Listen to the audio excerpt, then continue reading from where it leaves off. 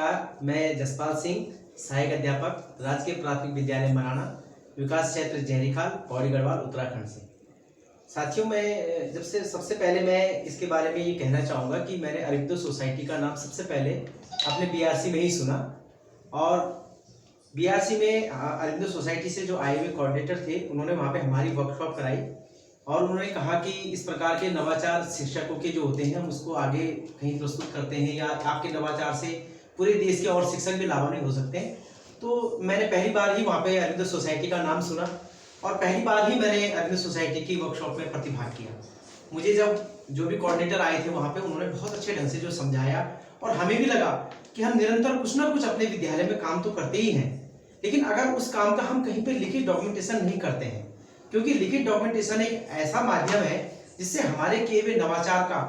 और भी हमारे कई शिक्षक साथी और बच्चे, पूरे देश के बच्चे उसका लाभ ले सकते हैं। तो मुझे बहुत अच्छा लगा, मैंने उसमें जो है लिखना शुरू किया। और ये शायद हमारे हर शिक्षक की एक कमी होती है कि हम जो भी नया काम करते हैं या कुछ नया करते हैं, जो परेशानी आज मेरे साथ है वो किसी दूसरे के साथ भी हो सकती है। अगर हम उसको लिखित डॉक्यूमेंटेशन कर दें तो वो किसी न किसी रूप में काम आएगा। तो मुझे बहुत अच्छा लगा, मैंने उसमें नवाचार लिखा और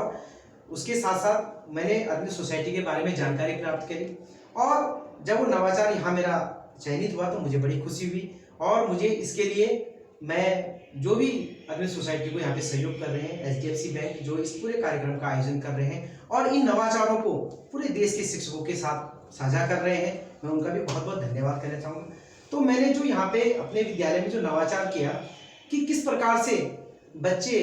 हमारी जो शिक्षा है हिंदी की है, अंग्रेजी की है, गणित की है या पर्यावरण की है, किस प्रकार से अपने आसपास के वातावरण से उसको जोड़ सकें। तो मैंने ये किया कि अगर हमने कोई भी टॉपिक बच्चों को शुरू कराना है, अगर हमने पेड़ पौधों को शुरू कराना है, कुछ भी कराना है, तो बच्चों की एक आदत होती है कि वो कुछ ना कुछ इकट्ठा करते रहते हैं, अपने बैग में कुछ ना कुछ भरते रहते हैं। तो बच्चों को बोला गया कि आज पेड़ों से जुड़ी हुई चीजें कुछ ना कुछ इकट्ठा करके लाइए,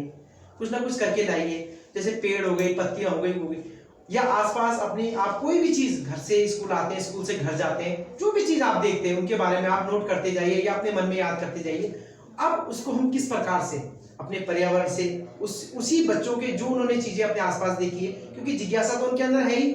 वो जो भी चीज नई चीज देख रहे हैं उसके मन में है कि उसने सवाल पूछना है हमसे, तो उसको हम किस प्रकार से अपने शिक्षण से जोड़ रहे हैं। माना कि अगर उसने कोई नया चीज देखा तो भाषा से कैसे जोड़े, उस चीज का उसको नाम बताएं, हिंदी में क्या बोला जाता है, अंग्रेजी में क्या बोला जाता है, इसका कैसे, या हम पेड़ पौधे हैं, पेड़ पौधों को कैसे जोड़ सकते हैं। जैसे हम यातायात के साधन में अगर उनको ले आए तो उनको, जैसे गाड़ी में बच्चे यात्रा करते हैं, जाते हैं, तो उनसे जैसे एक छोटा सा एक विज्ञान का सिद्धांत है कि अगर गाड़ी तेज चलेगी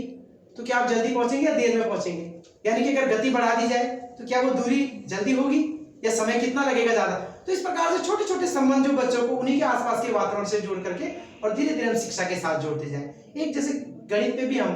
अपने व्यवहारिकता में देखते हैं, बच्चों से जैसे कुछ ना कुछ छोटी मोटी चीजें मंगा दी जाए, खुद पैसे दे करके बोला जाए कि चलिए आप, जैसे अब गांव में दूध बेचते हैं, ये बेचते हैं, तो आप स्कूल में 1 पाव दूध लाइए और घर वालों को बोल दिया जाएगा हिसाब नहीं बताना है, बच्चे खुद करके लाएंगे उस चीज को। तो ये अपने आसपास से जुड़ी हुई चीजें धीरे धीरे करके बच्चे किस प्रकार से हमारी उनके वातावरण की चीजों को शिक्षा में कैसे जोड़ते जाए अपने, यही मेरा नवाचार है। Thank you.